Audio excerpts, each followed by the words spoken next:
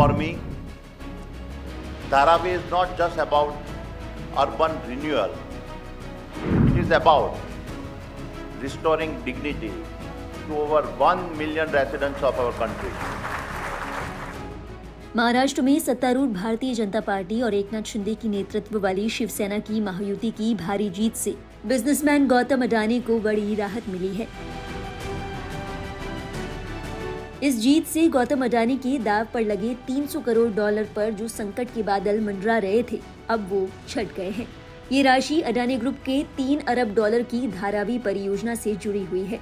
इसके तहत मुंबई की जुग्गी बस्ती धारावी को विश्व स्तरीय जिले के रूप में पुनर्विकसित किया जा रहा है।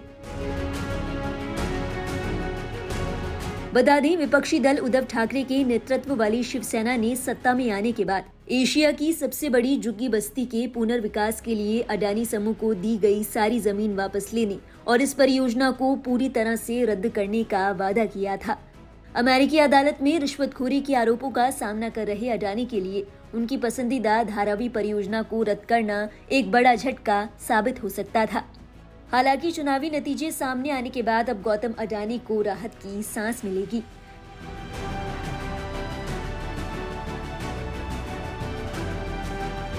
चुनावी परिणाम के मुताबिक भाजपा और एकनाथ शिंदे की गुट वाली शिवसेना के साथ अजीत पवार के नेतृत्व वाली राष्ट्रवादी कांग्रेस पार्टी के गुटों ने महाराष्ट्र विधानसभा की 288 सीटों में से 3/4 से अधिक सीटें जीत ली है।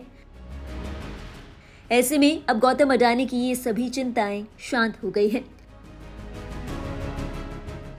बताते चले, गौतम अडानी की ये परियोजना 620 एकड़ की जमीन को शानदार शहरी केंद्र में बदलने की है। ये जमीन न्यूयॉर्क के सेंट्रल पार्क के आधार का लगभग 3/4 है। इस परियोजना के तहत मुंबई के अंतर्राष्ट्रीय हवाई अड्डे के नजदीक घनी आबादी वाली झुग्गियों में खुले सीवर और साझा शौचालयों वाली जर्जर झुग्गियों में रहने वाले लगभग 7 लाख लोगों को 350 वर्ग फुट तक के फ्लैट मुफ्त दिए जाने हैं। पुनर्विकास का मामला राजनीतिक रूप से गर्मा गया था, क्योंकि विपक्ष ने आरोप लगाया था कि इस समूह को अनुबंध देने में राज्य सरकार से अनुचित लाभ मिला है। समूह ने सरकार पे पक्षपात करने का आरोप भी लगाया था। हालांकि अडानी ग्रुप ने सरकार के पक्षपात से लाभ उठाने से इनकार किया था।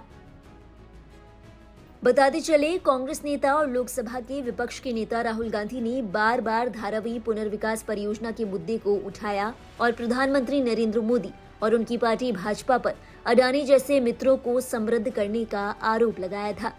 ये व्यक्ति ना अरेस्ट होगा, ना इस पे इन्वेस्टिगेशन होगा, क्योंकि प्रधानमंत्री इसके साथ जुड़े हुए हैं। हालांकि सत्तारूढ़ दल की ओर से परियोजना के समर्थन में कहना है कि ये परियोजना जुग्गी पुनर्विकास के लिए एक वैश्विक मॉडल बनने के लिए तैयार है। बताते चले, धारावी में लगभग 10 लाख लोग रहते हैं, लेकिन इस परियोजना के लाभ के लिए केवल 7 लाख लोगों को ही पात्र माना गया है। निवासी परिभाषा के अनुसार 1 जनवरी 2000 से पहले इस क्षेत्र में रहने का प्रमाण होना जरूरी है। बाकी लोगों को शहर के दूसरे इलाकों में घर दिया जाएगा। इस प्रस्ताव का कुछ स्थानीय लोगों ने विरोध भी किया, क्योंकि वो चाहते हैं कि किसी भी निवासी या व्यवसाय के मालिक को बेघर न किया जाए।